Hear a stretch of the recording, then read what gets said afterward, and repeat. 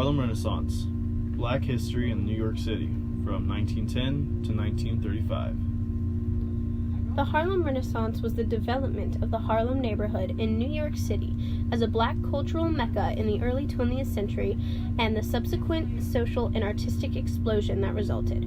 Also known as the New Negro Movement, the Harlem Renaissance became roughly in the 1910s and lasted through the mid-1930s. This period was considered a golden age in African American culture and is recognized as one of the most important and productive periods in the history of American literature, music, stage performance, and art.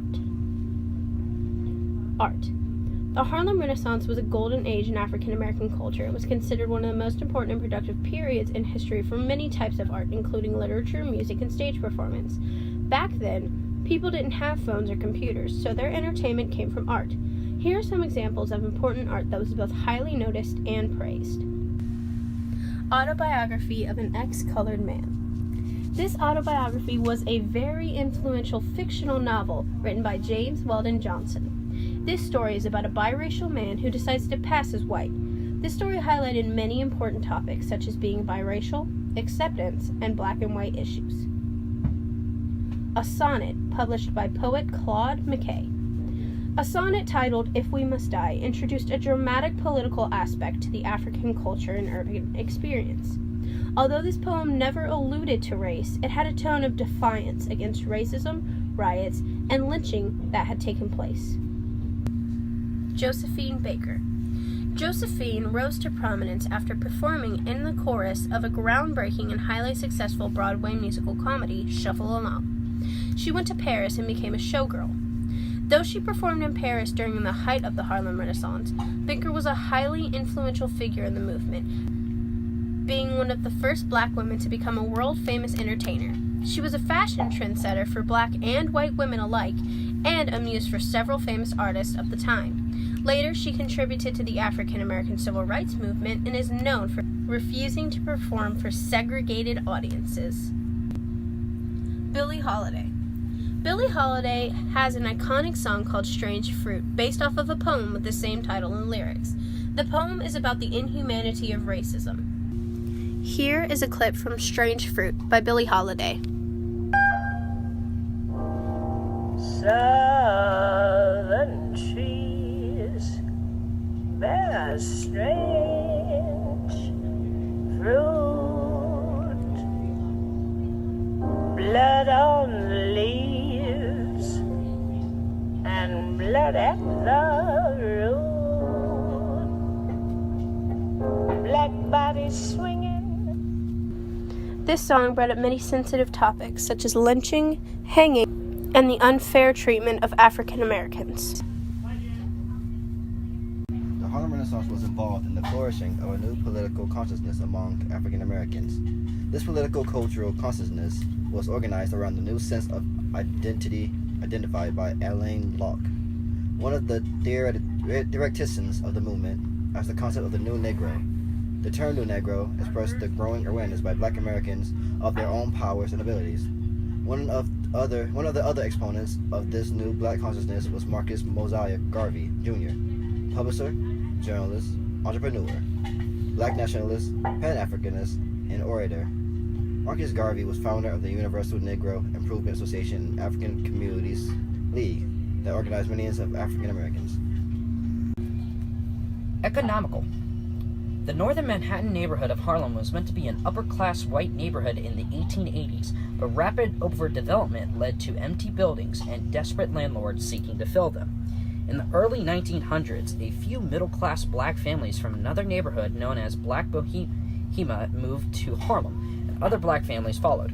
Some white residents initially fought to keep African Americans out of the area, but failing that, many whites eventually fled.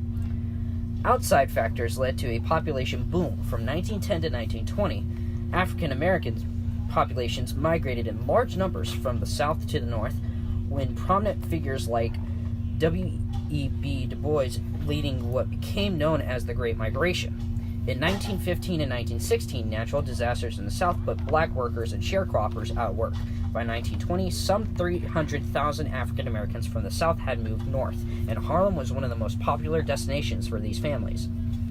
There religious critique was found in literature, art, and poetry. Christianity played a major role in the Harlem Renaissance. Many of the writers and social critics discussed the role of Christianity in African American lives. For example, a famous poem by Langston Hughes, Madam and the Minister, reflects the temperature and mood towards religion in the Harlem Renaissance. The cover story for the Crisis magazine publication in May 1936 explains how important Christianity was regarding the proposed union of the three largest Methodist churches of 1936.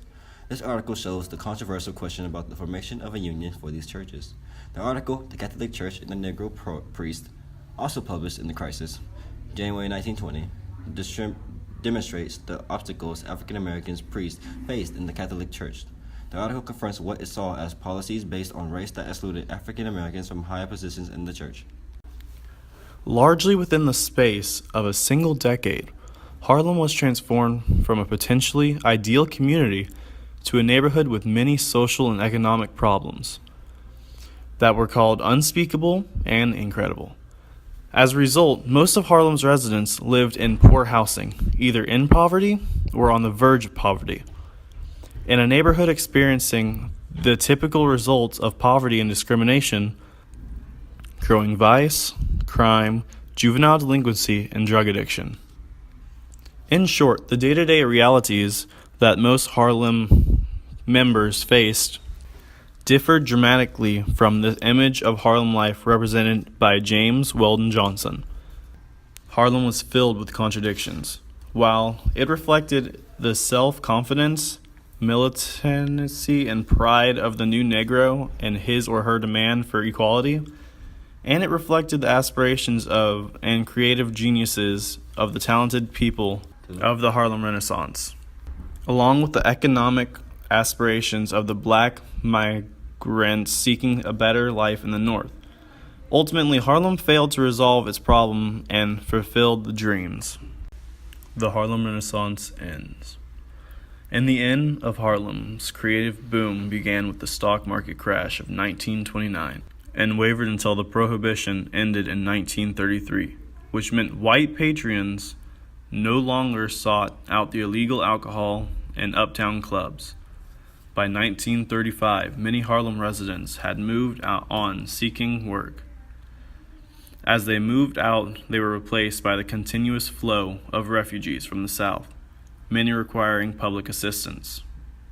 That same year, a riot broke out, following the arrest of a young shoplifter, resulting in 3 dead, hundreds injured, and millions of dollars in property damage. This was known as a marker of the end of the Harlem Renaissance.